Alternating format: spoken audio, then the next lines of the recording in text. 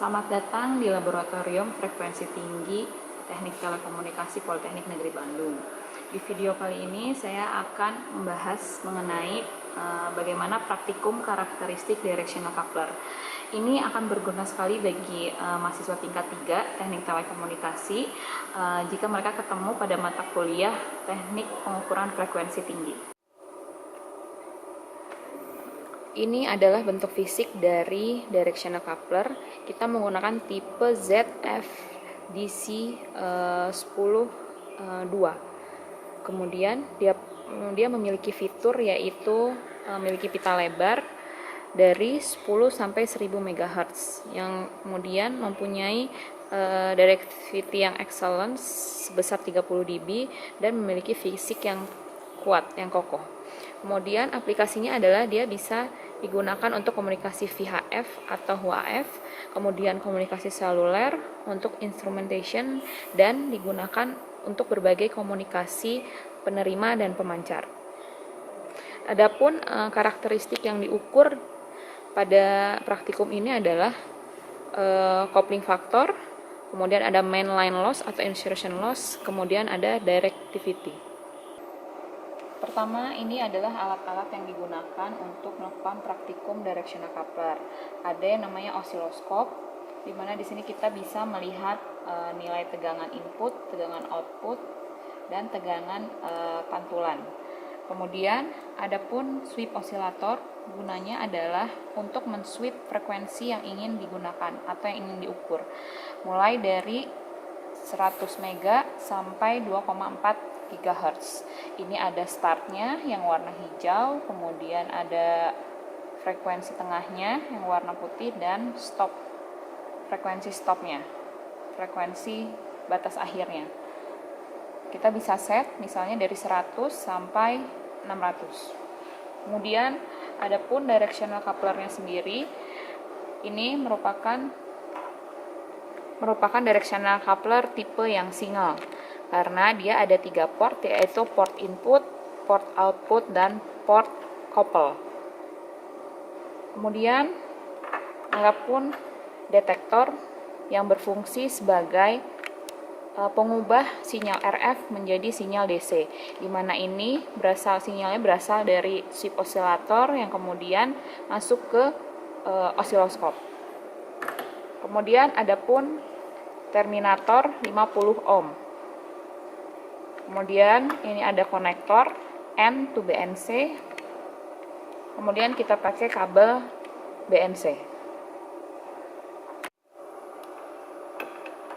Pertama, kita masukkan kabel BNC pada sweep out di sweep osilator yang kemudian masuk ke channel 1. Di sini kita akan melihat sinyal segitiga, yaitu membuktikan bahwa dia masih berupa time domain, yang nantinya kita akan ubah dengan memencet tombol XY menjadi frekuensi domain. Oke, kita masuk setelah itu ke channel 2. Nah, ini berarti kita sudah mengubah dari time domain menjadi frekuensi domain, di mana kita set frekuensi dari 100 sampai 600. Berarti di sini dari awal titik ini ke awal titik ini adalah 100 sampai 600. Kemudian kita hubungkan kabel BNC dari channel 2 oscilloscope ke RF output yang ada di sweep osilator. Ini dihubungkan ke detektor terlebih dahulu, di mana dia berfungsi mengubah sinyal RF menjadi sinyal DC yang akan dihubungkan ke channel 2 osiloskop. Mari kita nyalakan. Nah, kemudian kita atur, ini namanya tegangan. Kita mengatur tegangan input.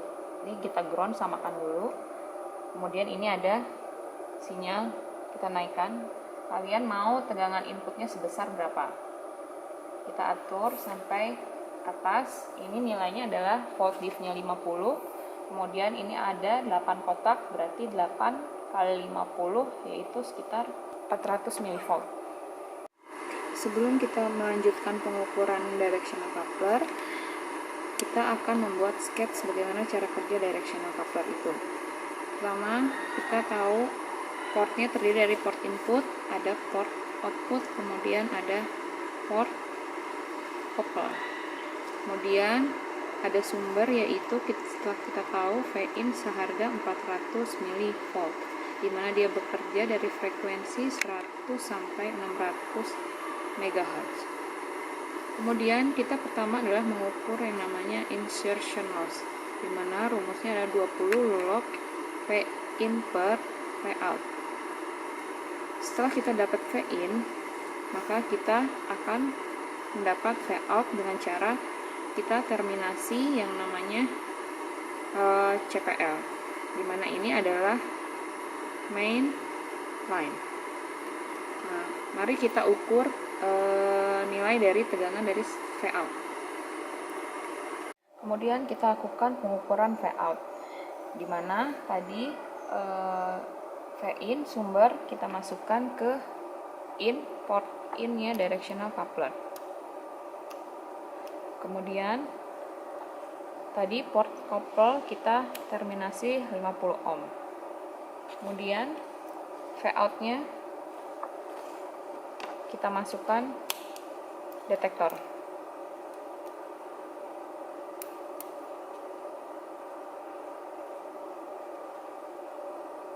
Oke, berarti sumber dari sweep osilator masuk ke port in, kemudian CPL kita terminasi 50 ohm, kemudian Vout kita ukur melewati detektor pengubah dari RF menuju DC yang menuju channel 2 osiloskop. Oke, kita nyalakan. Berdasarkan pengukuran insertion loss tadi, didapatkan hasil di frekuensi 100, yaitu didapatkan 1, 2, 3, 4, 5, 6, 7,1 dikali 50 sekitar 355 mV. Kemudian di frekuensi 200 MHz sekitar 7,1 juga, jadi sekitar 355. Begitupun frekuensi 300. Kemudian di frekuensi 400 dia mengalami turun Vout-nya sekitar 350. Di frekuensi 500 sama, dia di 7 kotak kali 50 350, dan begitupun di frekuensi 600 dia 7 kotak kali 50 mV sekitar 350 mV. Berdasarkan hasil pengukuran tadi yang didapatkan nilai Vout-nya, kemudian kita hitung dari Vout ini dan Vin yang tadi juga, bahwa insertion loss itu sama dengan 20 log V input per V output. Maka didapatkan hasil untuk 100 MHz insertion loss-nya 1,03 dB, 200 juga 1,03 dB, 300 1,036 dB, dan untuk 400, 500, 600 1,16 dB. Maka didapatkan hasil grafiknya seperti ini. Nah, setelah kita dapatkan grafiknya, maka kita bandingkan, kita analisa berdasarkan datasheet yang ada. Berdasarkan datasheet yang ada, kecenderungan insertion loss adalah nilainya naik sesuai dengan frekuensi, kenaikan frekuensi. Begitupun yang didapatkan dengan hasil pengukuran tadi, semakin frekuensi naik, dia cenderung kurvanya juga akan naik. Dia akan mengalami penurunan ketika di atas sekitar 1000 MHz atau 1 giga. Pengukuran selanjutnya adalah kita mengukur yang namanya coupling factor, di mana diagramnya adalah ini ada port in sama seperti tadi. Ini ada sumber, kita dapat Vin-nya tadi 400 mV. Kemudian ada port CPL. Kemudian di sini port output. Nah, untuk mendapatkan coupling factor kita harus tahu tegangan VCPL atau tegangan coupling, di mana kita pasang detektor di sini dan kita terminasi di output 50 ohm. Nah, rumus coupling factor sendiri adalah 20 log Vin per VCPL. Nah, kemudian nanti kita ukur untuk mendapatkan VCPL-nya. Kemudian kita setting pengukuran coupling factor itu seperti ini. Sumber masuk ke port input, kemudian output kita pasang terminasi 50 ohm, kemudian port CPL kita masukkan ke detektor yang terhubung ke channel 2-nya osiloskop.